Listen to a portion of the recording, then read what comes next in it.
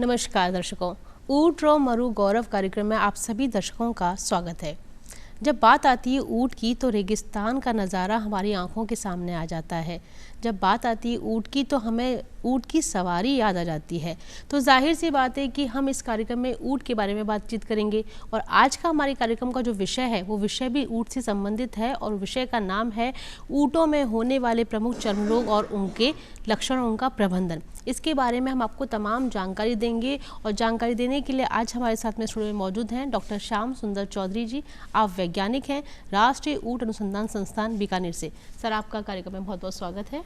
बहुत बहुत धन्यवाद। और दूरदर्शन का मुझे मरु रो गौरव ऊँट कार्यक्रम में बुलाने के लिए जी और ऊँट पालकों से सीधा जुड़ने के लिए बहुत बहुत धन्यवाद जी। डॉक्टर साहब, जैसा कि हम बात कर रहे हैं कि ऊँटों के चर्म रोग से संबंधित आज हम कार्यक्रम में जानकारी प्राप्त करेंगे, लेकिन सबसे पहले मैं आपसे ये प्रश्न करना चाहूँगी कि अगर हम बात करें ऊँटों की स्वास्थ्य से संबंधित कितना महत्वपूर्ण माना जाता है, ये सबसे पहले हम आपसे जानना चाहेंगे। ऊँटों का स्वास्थ्य ही नहीं, हम जब बात करें स्वास्थ्य की तो स्वास्थ्य चाहे मनुष्य का हो, चाहे किसी पशु का हो, चाहे वो ऊँट हो, उसका स्वास्थ्य सीधा सीधा उसकी उत्पादक क्षमता, उसकी परफॉर्मेंस से जुड़ा होता है। जैसे ऊँट का स्वास्थ्य अगर अच्छा रहेगा तो उसकी उत्पादकता अच्छी रहेगी, ऊँट स्वस्थ रहेगा। और हम स्पेसिफिकली अगर बात करें चर्म रोगों की जी तो अगर उसकी त्वचा जो है वो एक प्रथम दीवार, प्रतिरक्षा दीवार का काम करती है, बिल्कुल, चाहे वो मनुष्य हो चाहे वो ऊँट हो। तो हम सीधा सीधा बाह्य वातावरण में हम देखते हैं कि बहुत सारे ऐसे रोगाणु होते हैं जो कभी भी हमें संक्रमित कर सकते हैं, लेकिन नहीं करते। क्यों? क्योंकि हमारी एक प्रतिरक्षा की क्षमता जो होती है वो अच्छी होती है और उसी में से एक प्रथम प्रतिरक्षा की जो दीवार है वो चमड़ी होती है, त्वचा होती है जी। तो इसलिए ये बहुत महत्वपूर्ण है। डॉक्टर साहब, अभी आपने जिक्र करा कि ऊँटों में चर्म रोग भी होते हैं। जानना चाहेंगे आपसे कि ऊँटों में जो मुख्यतः जो चर्म रोग होते हैं वो कौन कौन से होते हैं? चर्म रोगों की ऊँटों में बात करें तो इसमें मुख्य रूप से जो कारकों के आधार पे एक विभाजन होता है कि किससे होता है वो, जिसमें एक है कि परजीवी से होने वाले चर्म रोग, जिसमें सबसे महत्वपूर्ण है खाज खुजली, जिसको कैमल मेंज बोलते हैं। फिर उसके बाद होता है विषाणु से होने वाले रोग, जिसमें कैमल पॉक्स होता है, जिसको हम छोटी माता भी बोलते हैं। और एक होता है कैमल कंटाजियस इक्थाइमा, जिसको ऑर्फ बोलते हैं जी। फिर कुछ रोग होते हैं फफूंद से, फफूंद जो जिसको हम अपने फंगस बोलते हैं उससे होते हैं, जिसमें एक डर्मेटोफाइटोसिस आता है। फिर जीवाणु से होने वाले, जिसको बैक्टीरिया बोलते हैं, उससे भी कुछ ऐसे बीमारियां होती है जो चर्म को प्रभावित करती है।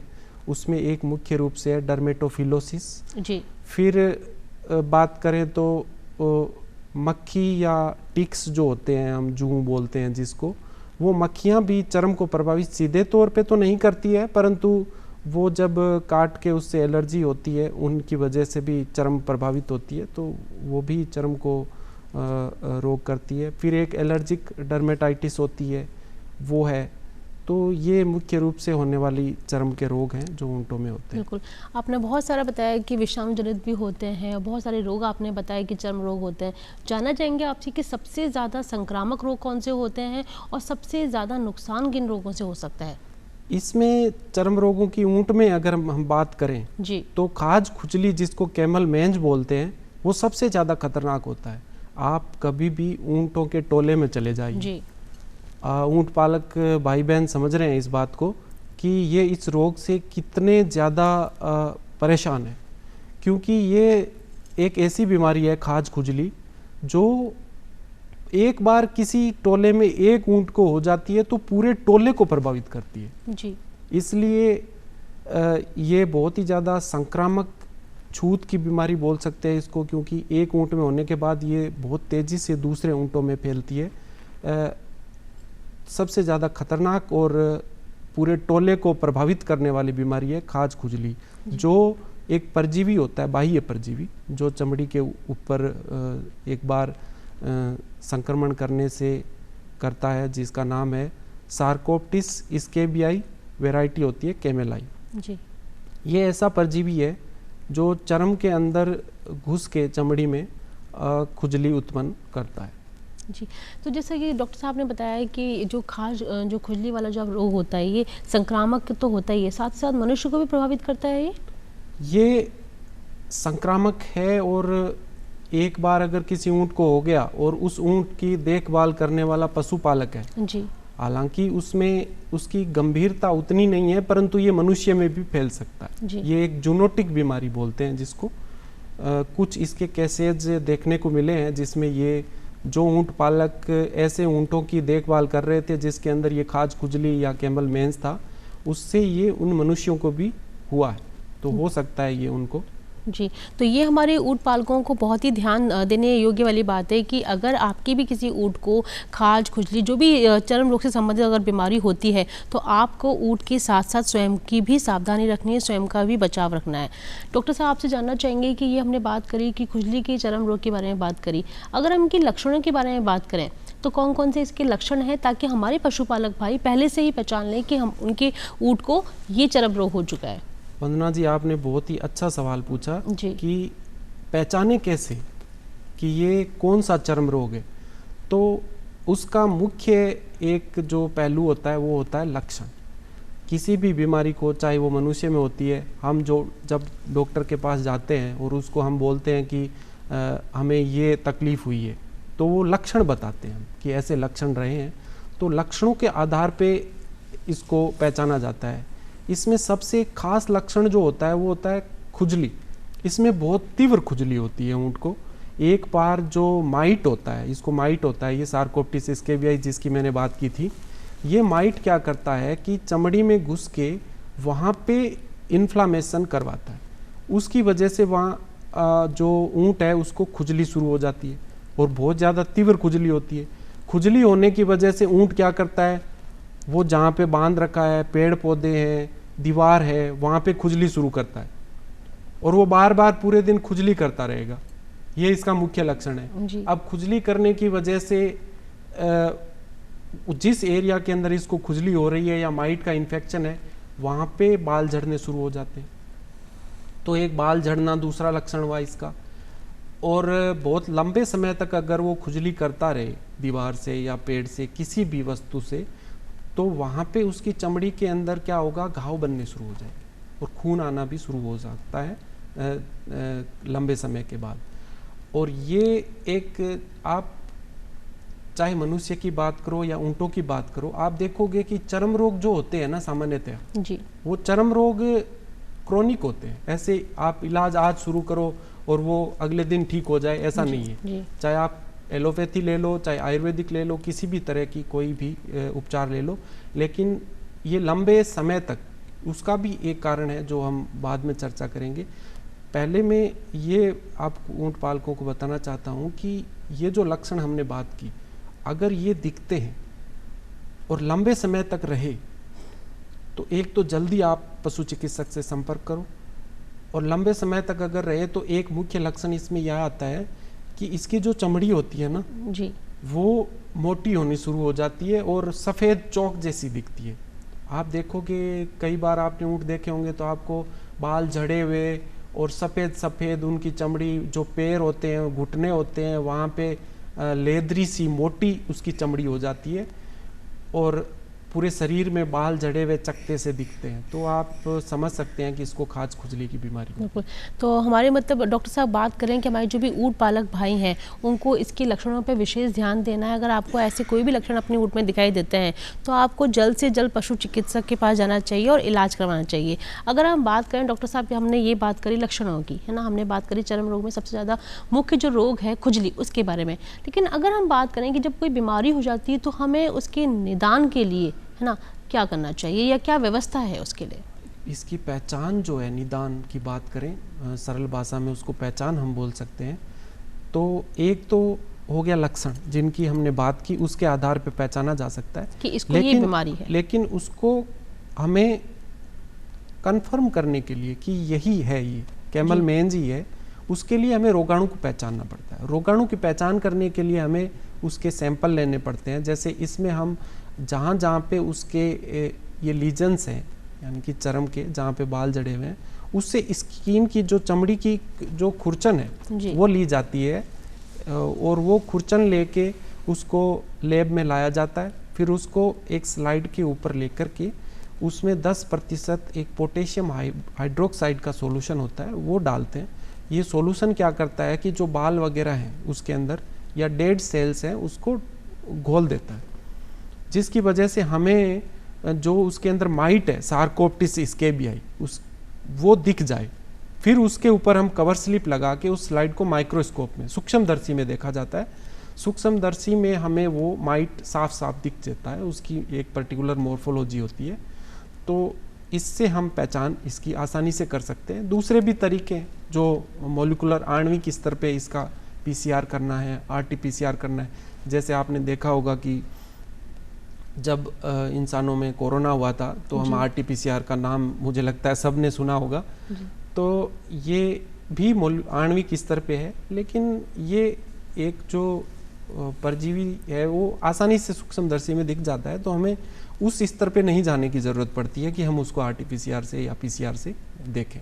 जी, यानी कि वैज्ञानिक दृष्टिकोण से अगर हम बात करें तो उसके आधार पे भी हम इसका निदान कर सकते हैं। बिल्कुल जी। इसका जो पहचान है जो हमने की, और वैज्ञानिक आधार पे हम सैंपल लेके उसको लेबोरेटरी में, जैसे क्या होता है कि हमारा जो संस्थान है राष्ट्रीय उष्ण अनुसंधान केंद्र, वो सीधा सीधा ऊंट पालकों से जुड़ा हुआ है। किसी भी ऊंट पालक भाई बहन को अगर इस तरह की कोई समस्या ऊंटों में नज़र आती है तो वो हमसे संपर्क करता है और हम उसको टेलीफोनिकली कोशिश करते हैं, और अगर उसकी समस्या का समाधान नहीं होता है तो हम वहाँ पे पहुँच के उनके सैंपल लेते हैं उन ऊँटों के। और अपनी सिर्फ ये खाज खुजली की बात नहीं है, कोई भी रोग होता है जो उनको समझ में नहीं आ रहा है और ऊँटों को नुकसान हो रहा है, तो हम अपनी लेबोरेटरी में ला के उसकी जाँच करते हैं। जाँच करके हम उसको बताते हैं कि ये वाली बीमारी है, और जितना संभव उसका समाधान होता है वो हम जल्द से जल्द उसका करते हैं। जी डॉक्टर साहब, अक्सर देखने को मिलता है कि अगर जैसे कोई भी ऊँट पालक हो या कोई भी पशुपालक भाई होते हैं, अगर कोई बीमारी पशु को हो जाती है तो सबसे पहले घरेलू नुस्खे अपनाते हैं। ठीक है, तो जानना चाहेंगे आपसे कि घरेलू नुस्खे कितने कारगर हैं, क्या ये अस्थायी राहत देते हैं या फिर इनको वास्तव में ही अगर हम देखें वास्तविकता के तौर पे घर में करना चाहिए या फिर सीधे पशु चिकित्सक के पास जाना चाहिए? खाज खुजली के अलावा अगर हम सामान्य तौर पे बात करें तो कुछ घरेलू नुस्खे अपने आयुर्वेदिक जो ट्रेडिशनली चले आ रहे हैं, जो हमारी जिसको बोलते हैं इथनिक प्रैक्टिस है, वो काफ़ी कारगर साबित होते हैं। हमें भी अपने घर में हमारी दादी और माताएं जो कुछ होता था तो छोटे छोटे नुस्खे होती थी, जैसे पेट दर्द होता है तो अजवाइन दे दिया, इस टाइप से। तो चर्म रोग में भी हमें जब बचपन में अपने नीम के पत्तों से नहलाते थे, ऐसे ऊँट पालकों से हम संपर्क करते हैं तो वो हमें बताते हैं कि इसमें नीम का जो पेस्ट बना के वो इसको अप्लाई करते हैं। और कुछ कुछ ऐसी प्रैक्टिस भी करते हैं जो ऊँट पालकों को पता नहीं होता है, जैसे कोई ऐसा ऑयल उस पर लगा दिया, जैसे खुजली होती है, कोई भी बता देता है, जो मुझे लगता है ऊँट पालकों को नहीं करना चाहिए। और ऐसी अगर कोई समस्या ऊँटों में आती है खाज खुजली की, तो पशु चिकित्सक से जल्द संपर्क करके और उसका उपचार करवाना चाहिए। जी डॉक्टर साहब, अक्सर सुना जाता है कि अगर आपको पता है कि ये मौसम बीमारियों का है और अगर आप पहले से ही उसकी व्यवस्था कर लेते हैं या पहले से सुरक्षा कर लेते हैं या पहले से आप सावधानी रख लेते हैं तो वो आपके लिए बेहद कारगर होती है, उपयोगी होती है और आप पहले से सुरक्षा कवच में आ जाते हैं। तो अगर हम बात करें कि अगर पहले से हम सावधानियाँ बरतें, पहले से हम बचाव की सावधानियाँ बरतें, तो किस तरह से बचाव करना चाहिए? किसी भी बीमारी के अंदर, चाहे वो मनुष्य में हो या पशु में हो, बचाव उपचार से ज़्यादा महत्वपूर्ण होता है। अगर हम बचाव कर लेते हैं तो आप समझिए कि हम पशुपालकों का कितना भी आर्थिक नुकसान है वो रोक सकते हैं, क्योंकि उपचार में ज़्यादा खर्च आता है और बचाव में बहुत ही कम खर्च में वो पशु एक तो बीमार नहीं होगा, और बीमार नहीं होने की वजह से उसकी उत्पादकता कम नहीं होगी। मान लो एक बार पशु बीमार हो गया, ऊँटनी की बात करें, वो दिन का 4 किलो या 4 लीटर दूध देती है। अगर वो उसके अंदर खाज खुजली हो गई तो खाज खुजली होने की वजह से सीधा सीधा ऊँट को, ऐसा नहीं है कि ऊँट के अंदर उसकी मृत्यु हो जाएगी या ऐसा, इतनी गंभीर नहीं है, पर इसका होने की वजह से वो बार बार खुजली करने से जो बेचैनी होती है उसको, वो खाना पीना कम कर देता है। खाना पीना कम कर देगा तो खाना पीना कम करने से वो कमज़ोर होता जाएगा, कमज़ोर होगा तो उसका उत्पादन कम हो जाएगा, उत्पादन कम होगा तो पशुपालक को आर्थिक नुकसान होगा।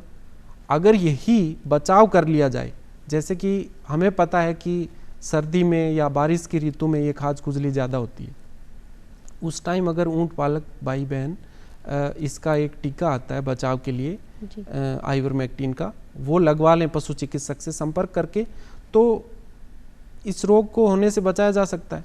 अगर किसी एक ऊँट को हो रखा है तो उसको जल्द से जल्द अपने टोले से अलग करें, टोले से अलग कर देंगे तो वो संक्रामक है, फैलेगा नहीं।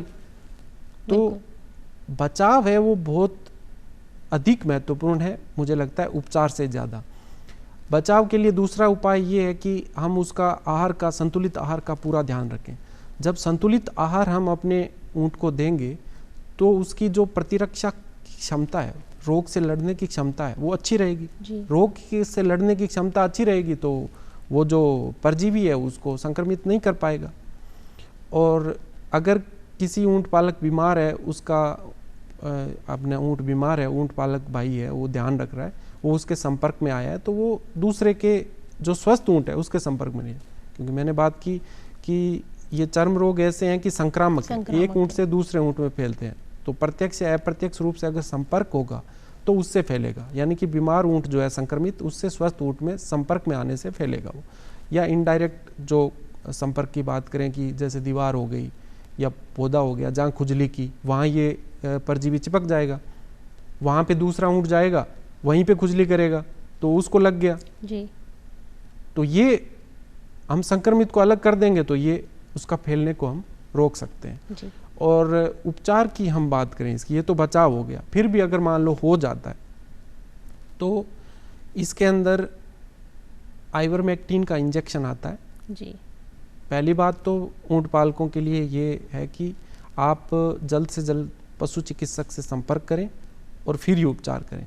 फिर भी इसके लिए जो मुख्य दवा है, क्योंकि ये बचाव में भी काम आती है, आइवरमेक्टिन होता है, डोरामेक्टिन का इंजेक्शन आता है जो 0.2 मिलीग्राम प्रति किलोग्राम शरीर भार के सबक्यूटेनियस यानी कि चमड़ी के नीचे लगाया जाता है जी।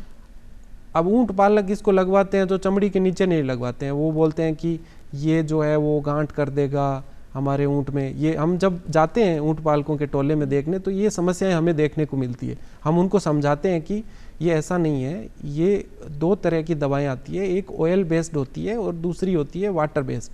जो ऑयल बेस्ड होती है जिसके अंदर मतलब तेल की मात्रा रहती है, वो इसलिए रहती है कि वो चमड़ी के अंदर अवशोषित हो जी। जब ऑयल रहेगा तभी वो लंबे टाइम तक काम करेगी और अवशोषित अच्छे से होगी। वाटर बेस्ड होगा वो अवशोषित नहीं होगा। तो सबकट जो सबक्यूटेनियस या चमड़ी के नीचे लगाते हैं तभी इसका प्रभावी जो इफेक्ट है हमें इस दवाई का देखने को मिलता है जी। ये आइवरमेक्टिन की बात करें। दूसरा एक इसका लेप बना के भी ऊँट पालक भाई बहन लगा सकते हैं, जो घर पे भी कर सकते हैं। इसमें 6% सल्फर होती है, गंधक बोलते हैं जिसको, वो सरसों के तेल में जी। 1 किलो सरसों का तेल ले लो, उसके अंदर 6% गंधक का एक पेस्ट बना लो जी।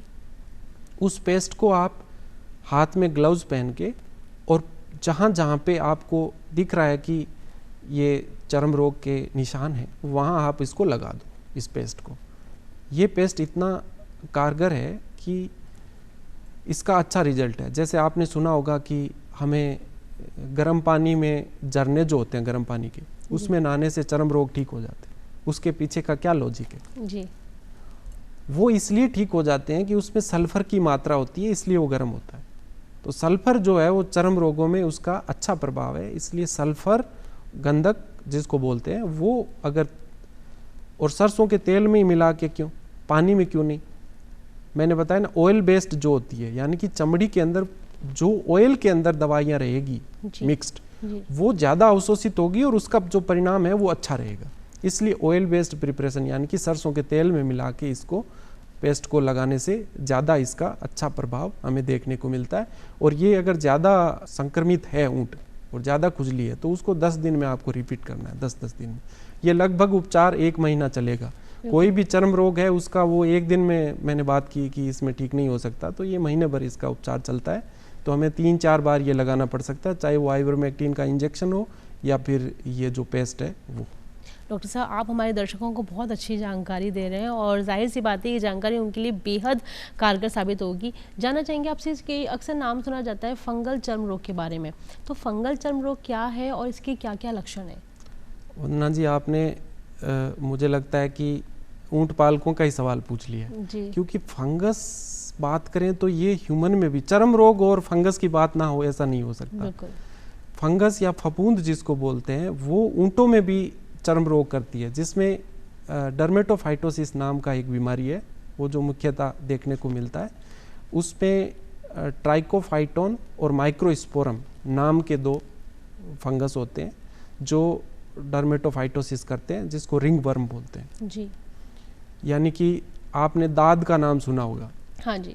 जिसमें चकते बन जाते हैं, वो दाद यही है, रिंग वर्म जिसको बोलते हैं। वो इनमें ऊँटों में भी ये संक्रमण करता है और ये सामान्यतया जो 3 साल से छोटे ऊँट होते हैं जिनको टोरिडिया बोलते हैं हम, उनके अंदर देखने को मिलता है। इनमें ये जो फंगस है वो मान लो कि नमी वाला वातावरण है, कम तापमान है, टेम्परेचर है, उस समय ये इनको संक्रमित करता है ऊँटों में। जी। डॉक्टर साहब, अगर हम बात करें जीवाणु जनित संक्रामक रोगों के बारे में, तो वो कौन कौन से हैं? जीवाणु जनित संक्रमण जो बैक्टीरिया की बात करें उसमें कुछ ऐसे बैक्टीरिया हैं जिनको हम डर्मेटोफिलस कोंगोलेंसिस बोलते हैं। वो इसमें मुख्यतः ऊँटों में चर्म रोग करते हैं, जिसको डर्मेटोफिलोसिस कहते हैं। जी। वो जीवाणु जो है इसका चमड़ी के अंदर घाव उत्पन्न कर देते हैं, या पहले से कोई घाव है वहाँ पे, जैसे आपने सुना होगा कि बैक्टीरिया मुख्यतः वहाँ पे आपको देखने को मिलेंगे जहाँ पस आ रही है, यानी कि मवाद आ रही है। इसमें क्या होता है कि आप ऊँटों में लक्षणों की बात करेंगे तो इसमें धीरे धीरे मवाद का या पस का रिसाव शुरू हो जाएगा, तो आप समझ लेना कि इसमें ये जो है जीवाणु का संक्रमण है उसकी चमड़ी में, और उसमें हमें जो एंटीबायोटिक है वो इसका उपचार है। जी। पशु चिकित्सक से संपर्क करके इसको एंटीबायोटिक देने चाहिए और इसको घाव को जो है वो एंटीसेप्टिक से धोना चाहिए। जी। कई बार ऊँटों में देखा जाता है जूं और टिक का भी ज़्यादा प्रभाव देखा जाता है, इसके लिए क्या कहना चाहेंगे आप? ऊँटों में मक्खियों की समस्या जो है जूं टिक्स की, ये वैसे ही है जैसे दूसरे पशुओं में अपने को देखने को मिलती है। और मक्खियों की समस्या तो आप बारिश में जब देखोगे कि जहाँ अगर पानी इकट्ठा हो गया है और उस टाइम मक्खियों की ऐसी समस्या होती है। सीधे तौर पे चर्म रोग से संबंधित नहीं है, परंतु ये मक्खियाँ काटने की वजह से जो इनको वहाँ पे एक इन्फ्लामेशन होगा, खुजली शुरू होगी और रेडनेस आ जाएगी, वो इसकी स्किन को अफेक्ट करती है। और टिक्स और ये है वो उसका खून चूसते हैं, खून चूसेंगे तो उसकी वजह से जो है ऊँट है उसकी त्वचा पे प्रभाव पड़ेगा और वो ऊँट कमज़ोर हो जाएगा, बीमार हो जाएगा और दूसरी बीमारियां भी उसको लग सकती है। जी। डॉक्टर साहब, कोई भी पशुपालक हो, चाहे वो ऊँट पशुपालक हो, कोई भी हो, ऊँट पालक भाई की अगर हम बात करें, तो अगर कोई भी बीमारी हो चर्म रोग से संबंधित, तो उसके लिए पहले से किस प्रकार की व्यवस्था हो, किस प्रकार का प्रबंधन हो कि पहले से ही सुरक्षा रखी जा सके, सावधानी रखी जा सके? ऊँट पालकों को एक तो सामान्य जो बातें हम चर्म रोगों की बात करें, क्योंकि ये संक्रामक होते हैं, एक ऊँट से दूसरे ऊँट में फैलते हैं, तो उनको जिसको भी ऊँट को हो गया है एक बार चर्म रोग या उनको दिख रहा है कि लक्षण दिखने को मिले, उसको तुरंत है वो अलग कर देना चाहिए, उसके रहने की व्यवस्था अलग कर देनी चाहिए। और जो बाड़ा है उस बाड़े के अंदर एक तो सूखा रहे, साफ सफाई रहे जी, नमी ना रहे, गीला ना रहे, क्योंकि नमी और तापमान अगर वहाँ पे कम रहेगा तो ये जो चर्म रोग है होने की संभावनाएं बढ़ जाएगी। और सर्दी में क्योंकि ऊँट है वो झुंड में रहने की कोशिश करते हैं, एक दूसरे के संपर्क में ज़्यादा आते हैं, तो उसमें ये फैलने की संभावनाएं बढ़ जाती है। संतुलित आहार दे, पशुपालक अपने खुद की साफ सफाई रखे, बाड़े की साफ सफाई रखे, और जो परजीवी नाशक दवाई है, कीटनाशक है, उसका छिड़काव करे। ये सामान्य बातें हैं जो ऊँट पालकों को चर्म रोगों से ऊँटों में होने से बचा सकती है। जी। डॉक्टर साहब, आप हमारे ऊँट पालक भाइयों को किस प्रकार संदेश देना चाहेंगे कि वो पहले से ही अपने ऊँटों की सुरक्षा कर सकें? मैं ऊँट पालकों को ये कहना चाहूँगा कि अगर हम ऊँटों के चर्म रोगों को बहुत ही हल्का ना समझें और इनको महत्व दें। अगर आपको दिखता है कि उनको चर्म रोग है तो तुरंत उसके उपचार और उनसे बचाव से संबंधित, प्रबंधन से संबंधित जानकारी हमारे संस्थान में आप आकर भी ले सकते हैं और तुरंत पशु चिकित्सक के संपर्क करके उसका उपचार करें, क्योंकि बचाव ही एक ऐसा माध्यम है जिससे हम अपना आर्थिक नुकसान रोक सकते हैं और उनकी उत्पादन क्षमता को भी बढ़ा सकते हैं और ज़्यादा से ज़्यादा ऊँट पालक भाई बहन फ़ायदा उठा सकते हैं। क्योंकि जो ऊँट है वो राजस्थान की शान है, जैसे कि कार्यक्रम का नाम है मरूरो गौरव ऊँट। तो मरु का गौरव ऊँट तभी रहेगा जब ऊँट पालक और हम सभी ऊँट की जो है वो स्वास्थ्य का ध्यान रखेंगे, उनके चर्म रोगों को होने से बचाएंगे, उससे अपना मरूरा गौरव ऊँट जो है वो राजस्थान की शान बना रहेगा। जी, बहुत धन्यवाद आपका डॉक्टर साहब। आपने हमारे ऊँट पालकों भाइयों को इतनी अच्छी जानकारी से अवगत कराया, उसका आपका बहुत धन्यवाद। आप हमारे कार्यक्रम में आए उसके लिए बहुत धन्यवाद। उम्मीद करते हैं कि आज का हमारा कार्यक्रम आपको बेहद पसंद आया होगा। आपको कार्यक्रम में जो जानकारी दी गई है आप उसका लाभ उठाएंगे और आपसे फिर होगी मुलाकात एक नए विषय के साथ में। हमें दीजिए इजाज़त। नमस्कार।